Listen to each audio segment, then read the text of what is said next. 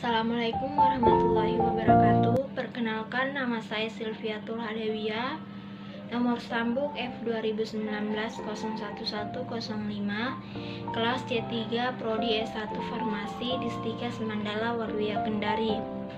Di sini saya akan membawakan materi yang berjudul diagnosis dan penata laksanaan osteoartritis. Baik, langsung saja kita ke materi. Definisi dari osteoartritis atau biasa disebut dengan OA merupakan bentuk artritis yang paling sering ditemukan di masyarakat, bersifat kronis, berdampak besar dalam masalah kesehatan masyarakat. Osteoartritis dapat terjadi dengan etiologi yang berbeda-beda, namun mengakibatkan kelainan biologis, morfologis, dan keluaran klinis yang sama. Proses penyakitnya tidak hanya pada rawan sendi, namun juga mengenai seluruh sendi, tulang subkondral, ligamentum, kapsul dan jaringan sinovial serta jaringan ikat periartikular.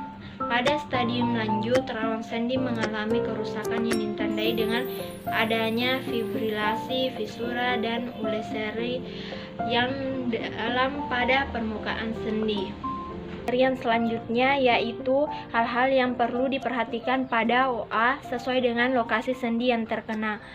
Yang pertama itu ada OA tangan, kedua ada OA sendi lutut, yang ketiga ada OA panggul atau koksa, yang keempat ada OA vertebrata, yang kelima ada OA kaki atau pergelangan kaki, keenam bahu, ketujuh OA siku, kedelapan ada OA temporomandibular. Gejala OA sendiri umumnya dimulai saat usia dewasa dengan tampilan klinis kaku sendi di pagi hari atau kaku setelah istirahat. Selanjutnya faktor-faktor risiko penyakit OA. Yang pertama, bertambahnya usia berkaitan dengan penuaan sel-sel sendi, penuaan bahan tulang rawan sendi, serta munculnya proses oksidasi pada usia lanjut. Yang kedua, ada riwayat keluarga dengan OA generalisata. Yang ketiga, ada aktivitas fisik yang berat. Tentu ini memicu untuk resiko terjadinya OA. Yang keempat ada obesitas. Obesitas ini dimana kelebihan berat badan sehingga memicu terjadinya penyakit OA. Yang keenam, ada trauma sebelumnya atau adanya deformitas pada sendi yang bersangkutan. Klasifikasi diagnosis osteoartritis berdasarkan kriteria American College of Rheumatology (ACR). Klasifikasi diagnosis OA lutut berdasarkan kriteria klinis nyeri sendi lutut dan paling sedikit 3 dari 6 kriteria. Yang pertama, crepitus saat gerakan aktif kaku sendi kurang 30 menit, umur lebih 50 tahun. Keempat, pembesaran tulang sendi lutut. Yang kelima, nyeri tekan sendi tulang. Yang keenam, tidak teraba hangat pada sinofin sendi lutut. Kriteria diagnosis OA tangan berdasarkan klinisnya nyeri ngilu atau kaku pada tangan dan paling sedikit 3 dari 4 kriteria. Yang pertama, pembengkakan jaringan keras dari 2 atau lebih sendi tangan. Bagiannya sendi distal intervalak, sendi proksimal intervalak, dan sendi pertama carpometacarpofalak. Dan yang terakhir ada kriteria diagnosis OA panggul 2,3. Berdasarkan kriteria klinis dan laboratoris, nyeri pada sendi panggul, koksa, dan paling sedikit salah satu dari 2 kelompok kriteria.